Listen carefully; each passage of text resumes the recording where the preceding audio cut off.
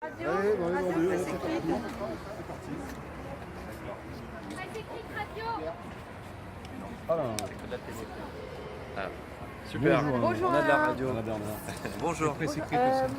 Bon, c'est un peu particulier pour vous parce que vous n'avez pas d'installation vraiment précise à présenter. Comment ça s'est passé? Vous avez déjà vu les membres du CIO Non, on les a pas encore vus. Notre rencontre avec eux est imminente. Alors c'est vrai qu'on n'a pas de site à leur proposer.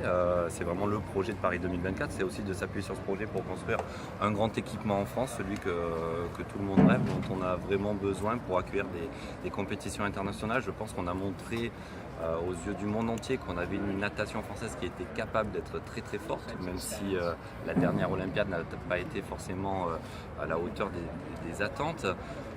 On a vraiment besoin d'un équipement comme ça, et là il s'intégrerait vraiment parfaitement dans l'ambiance des Jeux Olympiques à quelques minutes du stade, quand on sait que la natation et l'athlétisme sont quand même les sports phares des Jeux Olympiques.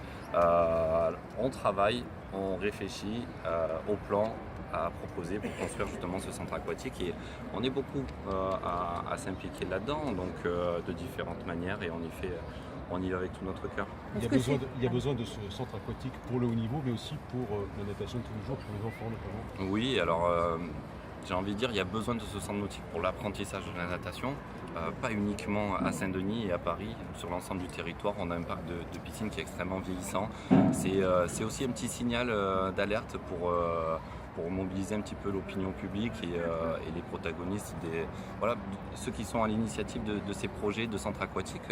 On a vu qu'en l'espace de 40 ans, les besoins ont changé. On est passé d'une piscine à un centre aquatique. Aujourd'hui, on accueille toute la population, des plus jeunes jusqu'au 3e âge, pour faire toutes sortes d'activités.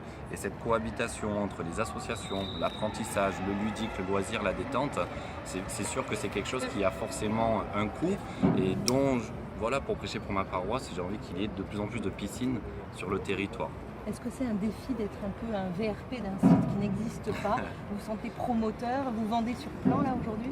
Oui, on vend sur plan, on vend nos idées, on vend notre ville et on vend notre pays. C'est vraiment ça que l'on veut mettre en avant, ce savoir-faire à la française, parce que c'est pas parce qu'on n'a pas d'équipement qu'on n'a pas de bons nageurs. Donc ça, j'espère que ça va pouvoir sensibiliser ceux qui vont pouvoir prendre les décisions que l'on saura au mois de septembre prochain. Donc imaginez, voilà, si on a des centres d'entraînement et des outils en adéquation avec nos entraîneurs qui sont passionnés, qui sont impliqués, avec des athlètes qui montent, qui vont de plus en plus vite, voilà, ça ne pourra qu'être bénéfique. C'est le seul équipement qui manque, Alain. On en parlait déjà pour 2012, enfin en 2003 pour Paris 2012. Qu'est-ce qui fait que c'est un point qui reste en suspens? Et est-ce que tu crains que si Paris n'avait pas les jeux, il existerait ce centre? Oui, alors ça c'est sûr que ce serait... je pense que c'est intimement lié. Il faut que l'on ait les jeux pour que cet équipement soit construit. Si j'en entends tous les responsables politiques, parce que une piscine, c'est quand même un atout politique aujourd'hui. En fait, c'est fait avec des fonds publics. Il y a très peu d'investisseurs privés qui vont s'engager sur un équipement sportif de cette ampleur-là, avec ces coûts de fonctionnement qui sont très importants. Pourquoi on a des coûts importants dans des piscines? Parce que le prix d'entrée n'est pas à la hauteur du prix de revient de l'entretien d'équipement. Donc j'ose espérer qu'avec l'obtention justement de ces jeux, on ait un grand équipement. Et vraiment, pour sensibiliser les gens, il y a encore des jeunes qui ne peuvent pas apprendre à nager aujourd'hui dans le cadre de l'éducation nationale. Donc ça, c'est tout simplement scandaleux, parce que c'est un droit qu'ils ont, et que l'éducation nationale doit leur proposer. Et c'est pas uniquement à l'image de Saint-Denis. Voilà, c'est là aussi que c'est important d'obtenir les Jeux pour sensibiliser justement tous ces gens qui nous soutiennent.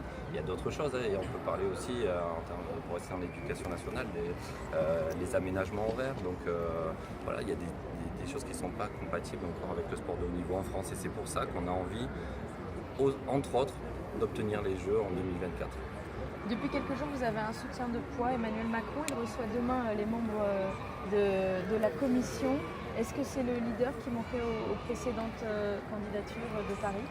Je ne sais pas si c'est le leader qui manquait, mais en tout cas c'est un signal fort du président Emmanuel Macron, fraîchement élu, de pouvoir rencontrer les membres de la commission d'évaluation qui sont de passage à Paris. Alors le calendrier, le point de vue personnel, je trouvais qu'il n'était pas très bien placé, ça tombait pile entre deux mandatures, mais c'est un signal fort d'aller à la rencontre justement de ces membres pour les séduire comme on essaie de le faire tous. C'est une grosse opération séduction pour leur montrer qu'on est capable d'accueillir le monde et de leur offrir des jeux extraordinaires.